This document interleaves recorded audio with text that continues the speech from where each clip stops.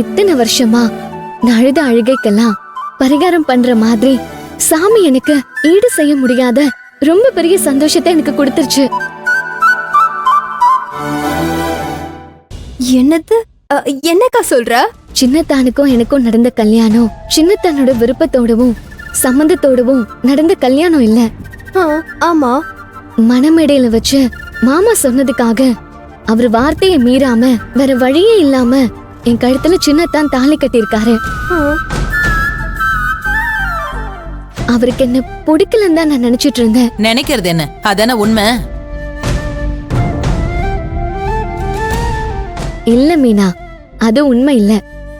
நான் தான் அப்படியே முட்டாள்தனமா கற்பனை பண்ணிட்டு இருந்தேன். ஆனா உண்மையிலேயே சின்னத்தானுக்கு என்ன ரொம்ப ரொம்ப பிடிச்சிருக்கு.